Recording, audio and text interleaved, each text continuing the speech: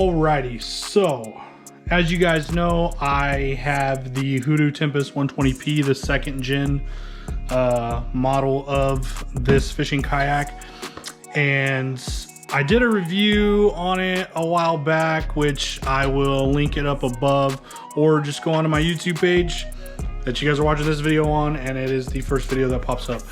Anyways, a couple things that I've noticed and that I've had issues with are, let me turn the camera around and show you guys.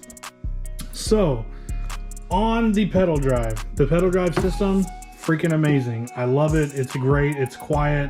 It's durable. Holds up really, really well. Easy to change out the pedals. I made a video on that if you guys want to check it out also. But one issue that I'm having is the hardware for the mounting bar. They just keep on coming loose. I don't really want to run Loctite because then it's going to be a pain in the butt to get it off.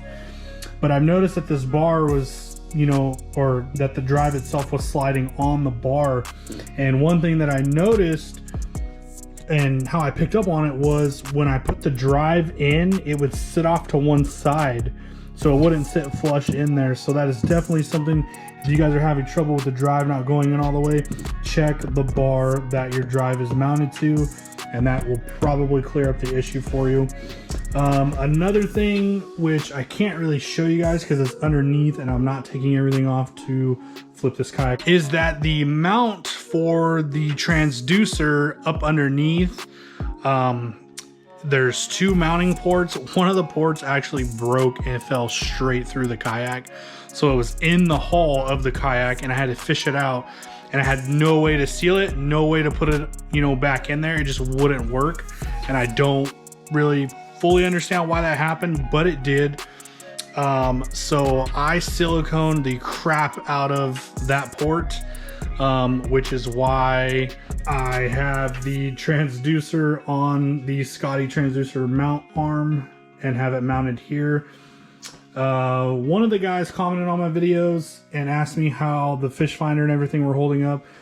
It's doing great. One thing is, I had it mounted or pushed up really close here, and it just was not having it from where I have my seat mounted to be able to paddle. So I had to push it further back.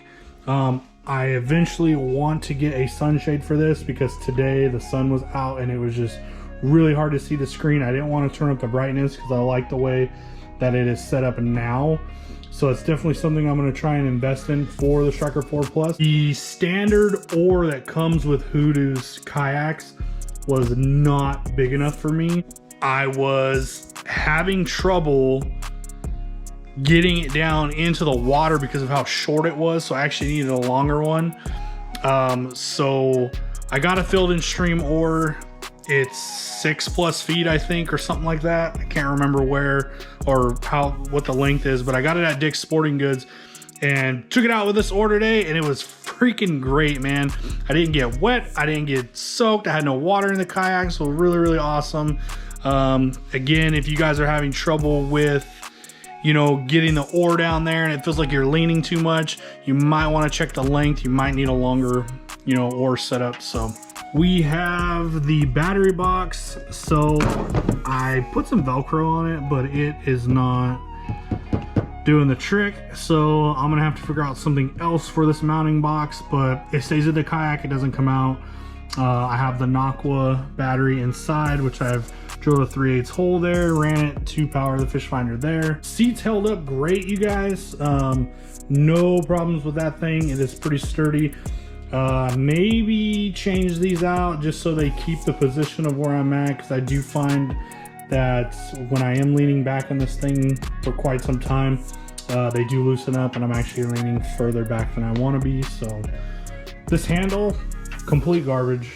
I hate it. If it was up higher, it would be great. The strings for the rudder, I need to get rid of those and get some actual cable, especially with today's stuff. Wind was blowing crazy, so I was fighting the steering back and forth, and it was just a complete nightmare. I hated it. But we got out there, we still tried to make a catch.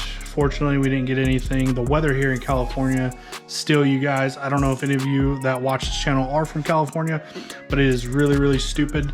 It is cold and windy right now, whereas last week it was like 90 something degrees. So don't know what's going on there. I just hope that the summer weather comes around just so these fish can finally get acclimated and do what they're supposed to do around this time of the year and make fishing a lot more fun than what it is right now. So hopefully we get into that. Kayak crate has held up great, you guys. I used some bungee cables just to kind of hold it down. 2 rod holders. I really don't take anything more than 2 rods, especially this time of year. My main rod I will throw top water on, and crankbaits, jigs, chatterbaits. It's all running 15-pound fluorocarbon on a Shimano SLX DC with a 6 gill 7-foot medium heavy action. So that's what I'm running on there. And then I will take a spinning rod just for my soft plastics. A lot of soft plastics, as you guys can tell. Yum Baits, they are very, very good soft plastics. You haven't tried them, go try them out. Dick's Sporting Goods usually has a sell on them. Ice Chest, I guess is what it's called. I haven't used the thing. I haven't put anything in there, so I can't really tell you guys how it's held up.